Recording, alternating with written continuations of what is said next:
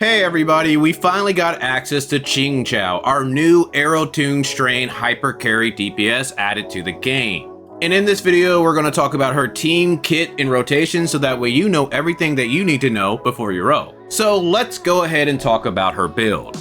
So the main thing that you want to prioritize is her crit rate. You desperately want to try to get her crit rate as close as you humanly can to 100%, because if she does not crit, this massively lowers her DPS. After that, I would try to get her energy recharge at least over 110%. Then you simply want to try to get as much crit damage and attack percent as you can. So now let's talk about her echoes, and the echo set that you want to aim for is a Heart of Evil's Purge, to where the 2-piece is going to increase the arrow damage by 10%, and the 5-piece is going to increase the crit damage by 20%, and the arrow damage by another 30%. And you can either go with a 4-4-1-1-1 setup or a 4-3-3-1-1 setup. Generally, you want to go with the one that's going to give you the best stats. I found that the 4-4-1-1-1 setup is much easier to hit our crit rate goes. So when it comes to the boss echo, we want to go with the Calamity Effigy. The reason being is that this is going to further increase our arrow damage bonus by another 20%. So for your main stat, you're going to either want crit rate or crit damage, whichever stat that you're going to need the most. But if you're going with the 4-4-1-1-1 setup, the other 4 costs that you're going to want is a Myriad Snare, to where this should be the opposite of whatever you chose for the Calamity Effigy. So as you see, this one is crit damage. And for the 1 cost, you want attack. But if you go with the 4-3-3-1 setup, for the 4 cost, you're going to want the Calamity Effigy. Again, the main stat either being crit rate or crit damage.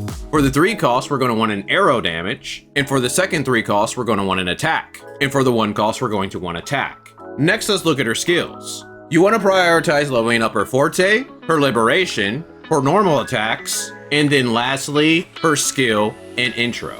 Bringing us to her weapons, and of course her signature weapon, Glint of Clouds, is her best option. This gives her a lot of arrow damage and it helps really fill out the rest of her stats. Generally, you can go with any other weapon that gives crit rate, and the ones that give attack are going to be the best. So we have Chi-Yuan's and Camillea's weapon. Otherwise, you can just stick with the free-to-play Emerald of Genesis. So next, let's take a look at her sequences, to where you can see the damage increases right here, to where I want to just go ahead and point out a few that stand out. Her S1 can be decent if you're having trouble getting 100% crit rate, especially due to the fact that this gives 16% crit rate. Other than that, she will do a little bit of extra damage at the start of the rotation, and she has a little bit more interruption resistance.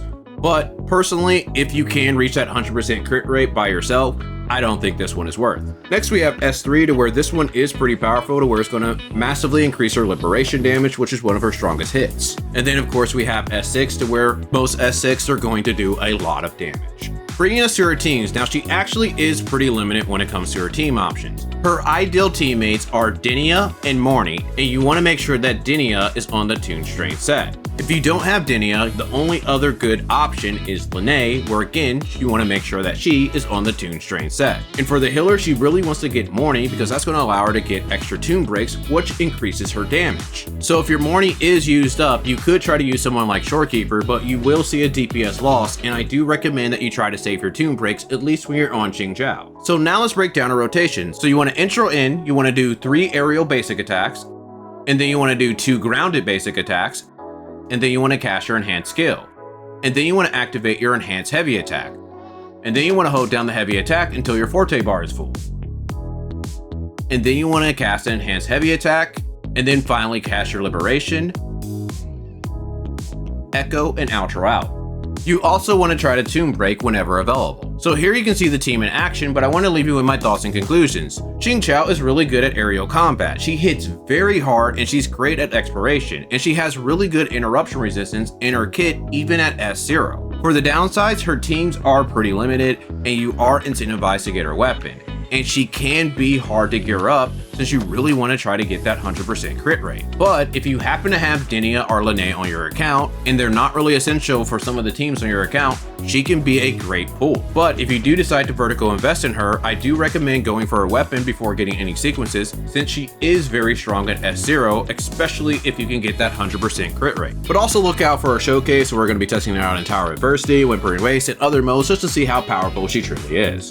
So with that, hopefully you guys enjoyed this. If so, I would greatly greatly appreciate a like so that we can spread more on YouTube. Also, let me know down in the comments, are you rolling for Qingxiao or are you waiting for those future characters? But other than that, I'll talk with you guys later.